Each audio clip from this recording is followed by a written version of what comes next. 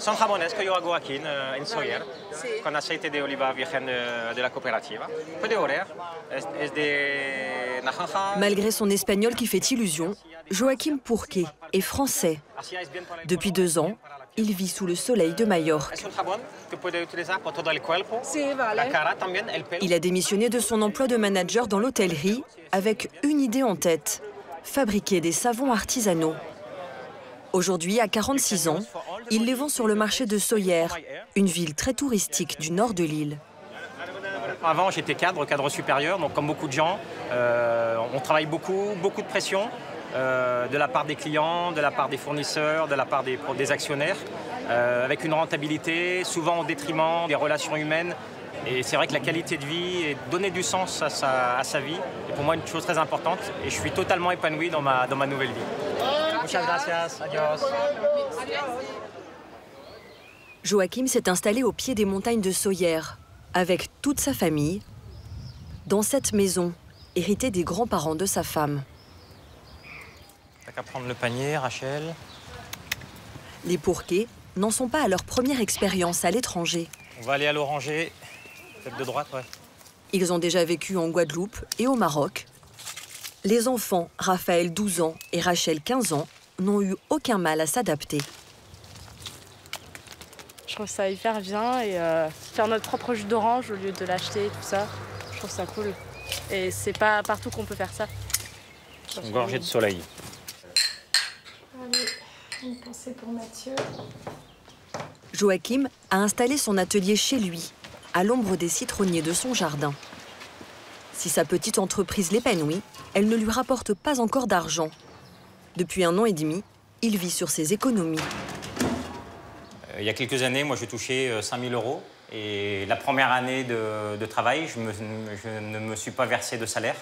Pas d'allocation chômage, pas d'aide non plus. Donc on démarre et on se lance dans le bain. Une simple inscription aux impôts et à la sécurité sociale espagnole. En une demi-journée, il crée son auto-entreprise. Il espère vendre 15 000 savons cette année et gagner 2 à 3 000 € par mois. Allez, c'est parti. Sa femme, Rose, était responsable commerciale dans le tourisme. Après un licenciement, elle décroche le concours de professeur des écoles et obtient son premier poste à Majorque. Une île qu'elle connaît bien, elle passe ses étés dans la maison familiale depuis sa plus tendre enfance. Moi, je suis une passionnée de Majorque. J'ai toujours rêvé d'habiter là, d'ailleurs. C'est fantastique parce qu'on a la montagne et la mer, le paysage, les odeurs aussi. Toujours des parfums extraordinaires à Majorque. Les gens aussi sont très sympas, très accueillants. Bonjour Tissot, ça va? Très bien, merci. Rose enseigne au lycée français de Palma, un établissement privé où elle a inscrit ses 2 enfants. Le lycée accueille 515 élèves, de la maternelle à la terminale. J'ai de l'aide tous les matins parce que mes enfants m'aident toujours à ouvrir la classe en général.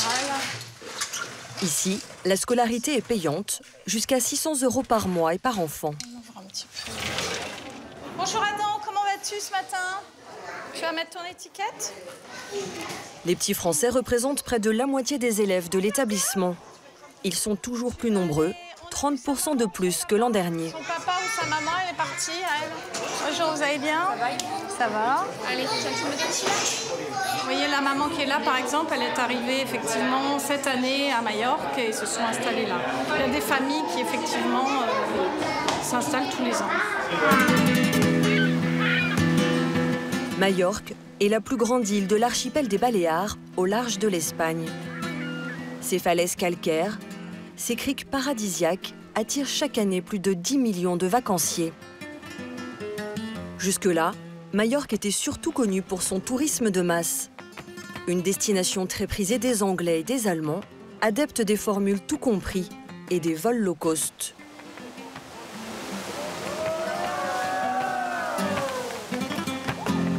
Désormais, l'île est aussi devenue une destination pour toute l'année.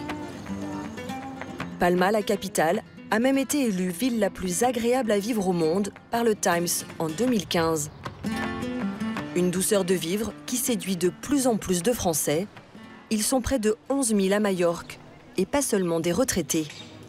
De jeunes actifs et des familles s'installent aussi sur l'île, quitte à multiplier les allers-retours entre les Baléares et la France.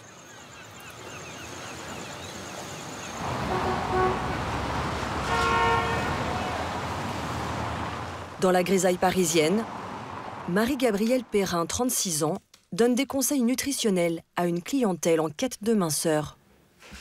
Dès 9 h, les rendez-vous s'enchaînent, mais le vendredi, ces consultations s'arrêtent à 15h30 tapantes. On se tient au courant tout à l'heure. Très bien, okay. Merci, bon week-end, bye bye. Bon week-end. Devant l'immeuble, Morgane, son fidèle mototaxi, l'attend déjà. Morgane, comment ça va? Ça va, très bien. Direction l'aéroport. Depuis bientôt 5 ans, Marie-Gabrielle travaille à Paris et vit à Majorque 4 jours par semaine. Grâce au développement des lignes aériennes à bas coût, elle prend l'avion, comme d'autres prennent le métro.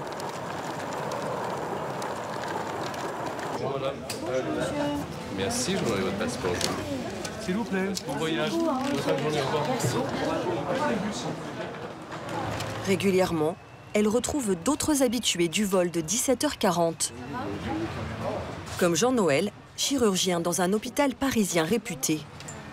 Il a une résidence secondaire sur l'île, dont il profite 2 week-ends par mois. Ça va? C'est pas mal. Et si je pouvais plus, je ferais plus. Ah oui. On s'amuse à dire qu'on pourrait faire un vol groupé avec tout le monde. Mais c'est vrai que non, il y a certains avec qui je voyage, pas toutes les semaines, mais presque. Bon, à mon avis, qui tourne, on doit être je sais pas, dans ceux que je connais un peu plus, il doit y en avoir une dizaine, quinzaine, que je vois régulièrement. Ces habitués de la navette du vendredi ont fait de Majorque une banlieue.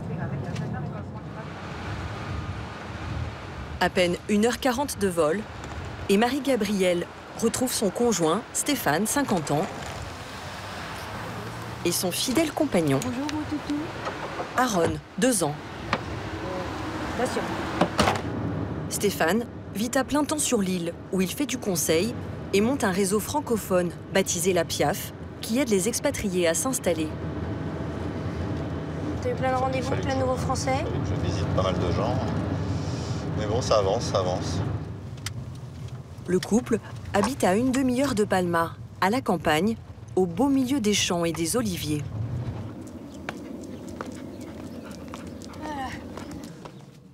Parce qu'ils ont choisi un coin reculé de l'île, ils ne payent que 1 000 € par mois pour cette maison de 160 mètres carrés avec piscine. Bien loin de l'appartement où ils vivaient en banlieue parisienne. Un cadre splendide, un loyer bon marché. Le point noir, ce sont les billets d'avion. 1 000 € par mois en moyenne. Seules 2 compagnies proposent des vols directs. Plus Marie-Gabrielle s'y prend tôt, Hop. moins son aller-retour lui coûte cher. Alors ce vol-ci, donc du mois de juin, il me coûte 206 €. Et je pense que finalement, l'année dernière, j'étais pas loin des 100 € de plus. C'est quand même entre 180, on va dire, dans la basse saison. Et ça peut monter à 400 et plus. Dans ce cas-là, il faut que je fasse des concessions, prendre des vols avec escale éventuellement. Hop, viens. Leurs loisirs aussi ont bien changé.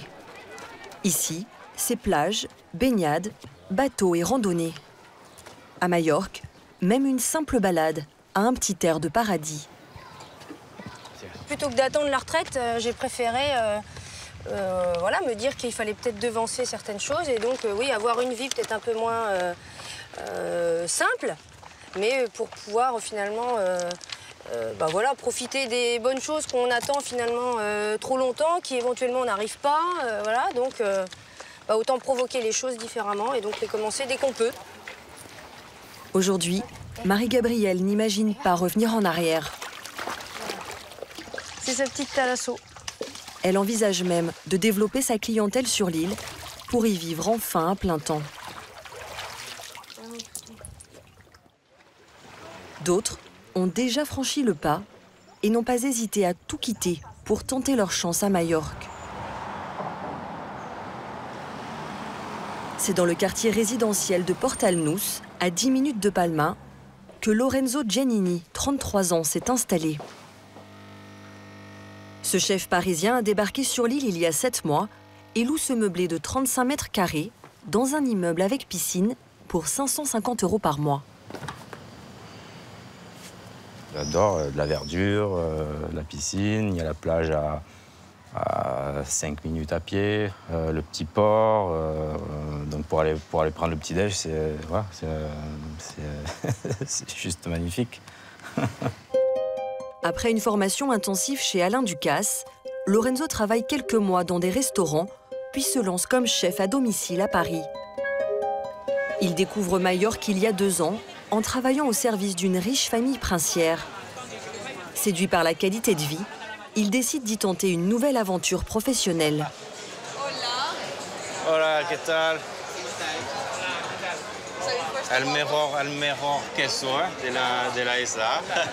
Ici, il n'a aucun mal à trouver les produits dont il a besoin pour cuisiner. Le plus dur pour lui, c'est de les demander en espagnol. J'ai déjà appris l'espagnol, je le comprends bien, j'ai du mal un peu à parler, mais bon, après, ça se pratique de jour en jour. Hablo muy bien espagnol, non? Oui, oui, oui. En plus, le mallorquin, c'est assez proche du français. Je fais des fautes, hein. Je fais beaucoup de fautes de grammaire et de conjugaison, mais bon, l'essentiel, après, c'est d'être compris. Hein. Merci beaucoup. À bientôt. Aux Baléares, le taux de chômage est de 10%, un peu plus élevé qu'en France. Lorenzo s'est associé à Cathy, une Majorquine, qui lui a ouvert les portes de son école de cuisine après 3 mois de recherches infructueuses. J'ai contacté beaucoup de monde, j'ai envoyé des emails partout, dans tous les ateliers culinaires, il n'y en a pas beaucoup.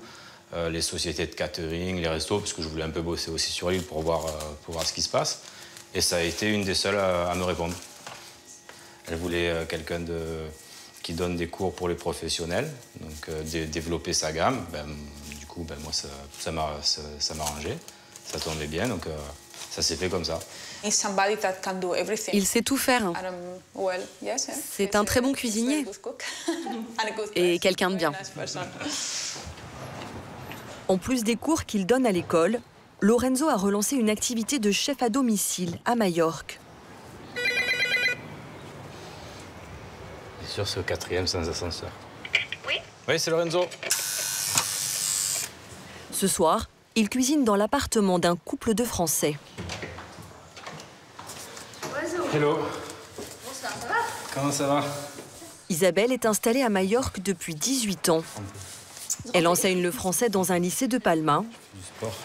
Elle se marie cet été avec Eric, décorateur d'intérieur sur l'île. Bonsoir. Quel bouquet Pour toi.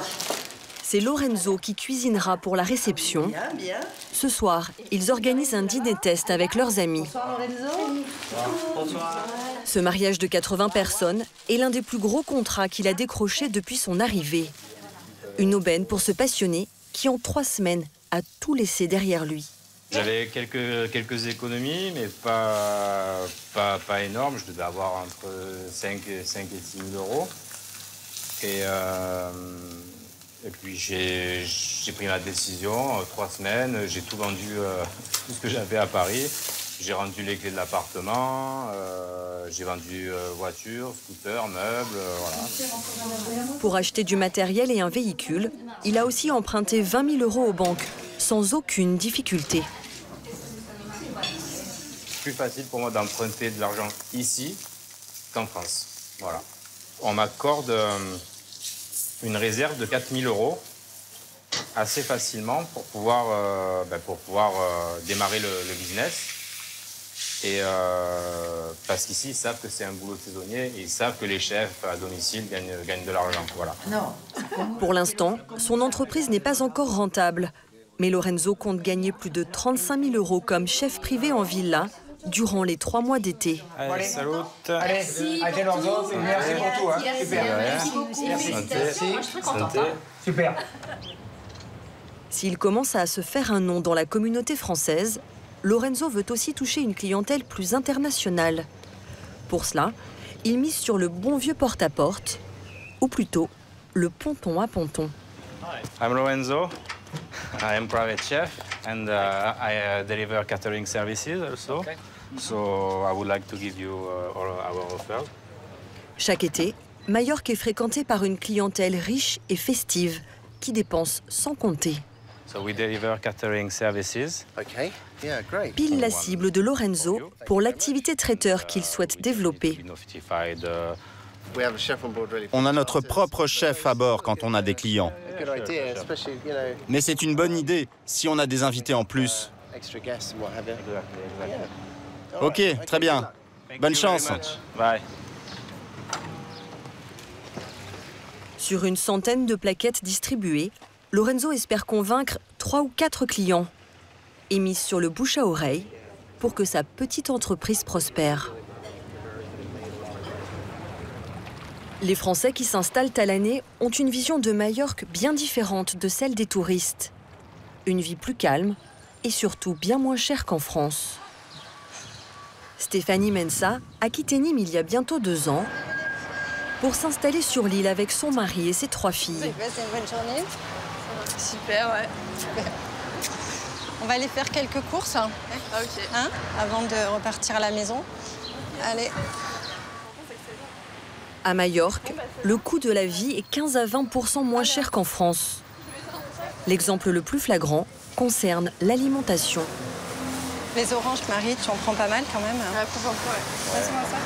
Tiens, mais ça la Ah, bah super. Alors par exemple, le kilo de courgettes à 0,99 centimes, je pense qu'on est nettement moins cher qu'en France. Moi, j'ai souvenir qu'on était plutôt dans les 3 à 4 euros le kilo. Donc on est vraiment en dessous. Idem pour les tomates, les aubergines, des fruits et légumes souvent locaux et sans pesticides. Voilà. Ici, chaque mois, Sí, gracias. Stéphanie économise 150 € sur le budget course de la famille. Et voilà. Gracias. Alors, combien vous avez payé, Céline? Écoutez, même pas 5 €. Donc j'étais partie pour faire une carte bleue et ça m'a coûté 4 € el ticket. Merci. Gracias. 4,12 € pour faire une ratatouille, une salade et puis des pêches aussi en dessert. 4,12 €, c'est nettement moins cher qu'en France. Allez, on va à la maison, là. La petite famille est venue à Majorque pour suivre le père, médecin pour un groupe pharmaceutique. Il loue une maison à Playa de Palma, une station balnéaire à 20 minutes de la capitale. 260 mètres carrés pour 1 700 € par mois. Stéphanie y a installé son atelier de création de sacs qu'elle vend dans les boutiques de l'île. Tout est parfait, ou presque. Alors, je vais vous montrer depuis la terrasse un petit peu où on se situe. Alors, nous avons la mer qui est au bout de la rue, qui est très agréable, j'allais dire. Mais le mauvais côté des choses, c'est que nous sommes entourés d'hôtels. Des touristes très fêtards qui font la fête toutes les nuits et c'est vraiment pas compatible avec une vie de famille. Là, vous voyez, il y a un hôtel qui est en plein travaux. Cette année, ils annoncent des milliers de touristes en plus. Donc les hôtels s'agrandissent, ce qui promet encore des nuits très agitées.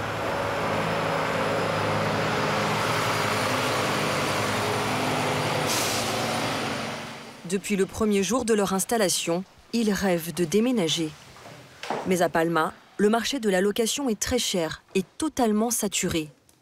Inlassablement, Stéphanie passe au crible les annonces immobilières. C'est une maison qui nous conviendrait, je pense, puisqu'elle a 4 chambres, 3 salles de bain. La superficie est pratiquement la même que là où nous sommes actuellement. Mais c'est encore trop cher, 3 500 €, c'est impossible. C'est quoi votre budget, vous? 2 000 €. 2 000 €. Déjà, on a fait un effort. On était parti plus vers les 1 500, 1 800 €. Des offres rares et hors budget. Ici, la plupart des biens existants sont réservés à la location saisonnière. Car depuis la crise de 2008, les propriétaires espagnols misent sur les touristes pour éviter les impayés.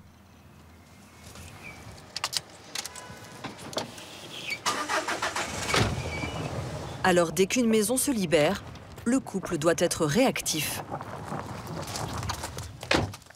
Ben voilà la retardataire. Bonjour. Stéphanie retrouve son mari Pascal qui s'est échappé 1 heure d'un congrès. À la maison. Bonjour, ça va? Oui, très bien. Alors, t'as vu un peu l'entrée? Ah, c'est pas mal, hein? Alors, ils sont guidés par un agent immobilier, Barbara Herion, une Belge installée sur l'île depuis 30 ans. 130. 120, 130 maxi. Bon, bel extérieur en tout cas, c'est déjà plutôt positif. Ce qui est rigolo, c'est qu'on peut ouvrir les fenêtres simplement. Oui. Et ouvrir la partie du bas. Podemos abrir aquí abajo. Gracias. Voilà. Les locataires actuels n'ont pas encore déménagé, mais les visites, elles, ont déjà commencé. On va visiter les chambres? Oui. Bon, on va commencer par celle-ci, voilà. 110 mètres carrés, 4 chambres et 2 salles de bain. Dès le premier coup d'œil, le couple semble sous le charme. C'est vraiment bien. Nous, on a un budget de 2000 € et là, on est à 2450. Donc, un peu en dessus. Ça, il va falloir voir s'il est possible de négocier avec le propriétaire. Moi, j'aurais du mal à repartir d'ici en disant c'est pas pour nous, hein, honnêtement. Après négociation, le propriétaire a accepté de baisser son prix de 100 €. J'adore cette maison.